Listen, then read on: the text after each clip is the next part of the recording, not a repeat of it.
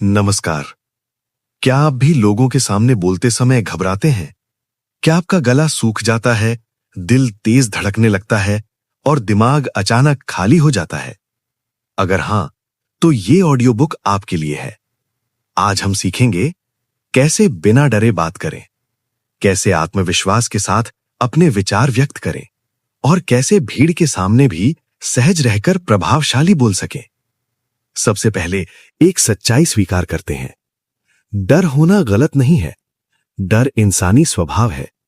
दुनिया के बड़े बड़े वक्ताओं को भी शुरुआत में डर लगता था। फर्क बस इतना है, उन्होंने डर के आगे रुकना नहीं सीखा, बल्कि उसे पार करना सीखा। अध्याय 1, डर को समझना। जब हमें बोलने का मौका मिलता है, हमारा दिमाग तुरंत खतरे का संकेत देता है। अगर मैं गलती कर दूं तो? लोग क्या सोचेंगे? अगर मैं अटक गया तो? ये विचार ही डर को जन्म देते हैं। लेकिन सोचिए, क्या सच में लोग आपकी हर गलती नोट करने आए हैं या वे आपकी बात सुनने आए हैं? सच्चाई यह है, अधिकांश लोग अपने बारे में सोच रहे होते हैं, आपके बारे में नहीं। डर के 3 मुख्य कारण होते हैं: असफलता का भय, तैयारी की कमी, आत्मविश्वास की कमी। और अच्छी खबर यह है, इन तीनों पर काम किया जा सकता है। अध्याय 2, डर को हराने का पहला नियम, सामना करें। डर को खत्म करने का एक ही तरीका है, उसका सामना करना। अगर आपको तैरना सीखना है तो पानी में उतरना ही पड़ेगा। अगर आपको बोलना सीखना है तो बोलना ही पड़ेगा। शुरुआत छोटी करें।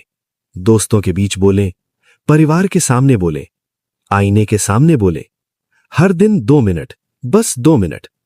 एक विषय चुनिए, मेरा पसंदीदा खाना, मेरा लक्ष्य, आज का दिन, और बोलिए। शुरुआत में अजीब लगेगा, लेकिन धीरे धीरे आपका दिमाग समझ जाएगा ये खतरा नहीं है। अध्याय 3, तैयारी ही आत्मविश्वास है। अधिकांश लोग इसलिए डरते हैं क्योंकि वे तैयार नहीं होते। तैयारी का मतलब है विषय को समझना, मुख्य बिंदु लिखना, शुरुआत और अंत तय करना, उदाहरण जोड़ना। जब आपको पता होता है कि क्या बोलना है, तो डर आधा हो जाता है। एक सरल तरीका अपनाइए, रूल ऑफ 3। हर भाषण को 3 हिस्सों में बांटिए: शुरुआत, मुख्य बिंदु, निष्कर्ष। यह संरचना आपके दिमाग को स्पष्ट दिशा देती है। अध्याय 4, शरीर की भाषा की ताकत। आपका शरीर आपकी आवाज से पहले बोलता है। अगर आप झुके हुए हैं, नजरें नीचे हैं, हाथ कांप रहे हैं, तो सामने वाले को भी असुरक्षा महसूस होगी। लेकिन अगर आप सीधे खड़े हैं, हल्की मुस्कान है, आंखों में संपर्क है, तो आत्मविश्वास झलकता है। एक छोटा अभ्यास करें। अभी सीधे खड़े हो जाइए, छाती हल्की सी बाहर, गहरी सांस लीजिए। महसूस किया? सिर्फ शरीर बदलने से मन बदलने लगता है। इसे पावर पोज कहा जाता है। 2 मिनट ऐसे खड़े रहिए और फिर बोलना शुरू कीजिए। अध्याय 5, आवाज का नियंत्रण। धीरे बोलना कमजोरी नहीं है। बहुत तेज बोलना आत्मविश्वास नहीं है। स्पष्ट बोलिए, विराम लीजिए, शब्दों को महसूस करके बोलिए। विराम आपको सोचने का समय देता है और श्रोता को समझने का। डर में हम जल्दी जल्दी बोलते हैं, इसलिए जानबूझकर धीरे बोलने का अभ्यास करें। अध्याय 6, श्रोताओं से जुड़ना। डर तब ज्यादा लगता है जब हम सोचते हैं सब मुझे जज कर रहे हैं। लेकिन अगर आप सोचें मैं उनकी मदद करने आया हूं, तो दृष्टिकोण बदल जाता है। अपने भाषण की शुरुआत सवाल से करें। क्या आप भी ऐसा महसूस करते हैं? क्या कभी आपके साथ ऐसा हुआ है? जब लोग सिर हिलाते हैं, आपका डर कम हो जाता है। क्यों? क्योंकि अब आप अकेले नहीं हैं। अध्याय 7, गलतियों से दोस्ती। आप परफेक्ट नहीं हैं और आपको परफेक्ट होना भी नहीं है। अगर आप अटक जाएं, रुकिए, मुस्कुराइए और फिर बोलना जारी रखिए।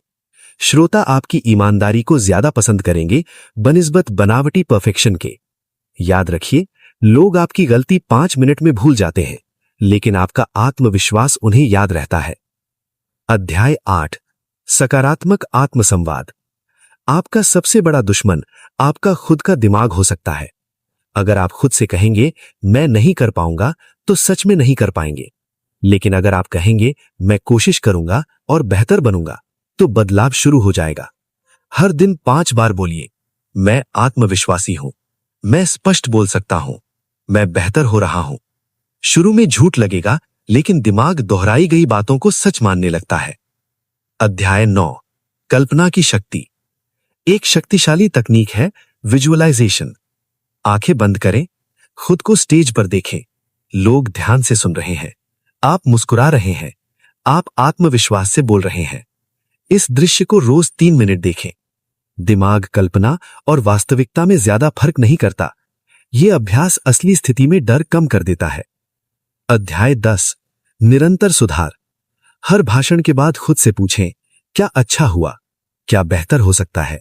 खुद को जज मत करें, खुद को सुधारें। छोटे छोटे सुधार बड़े बदलाव लाते हैं। एक प्रेरक कहानी। एक युवक था, उसे स्कूल में पढ़ने के लिए खड़ा किया जाता था तो उसकी आवाज कांपती थी। लोग हंसते थे, वो और डर जाता था। लेकिन उसने एक फैसला किया। हर दिन वो आईने के सामने बोलने लगा।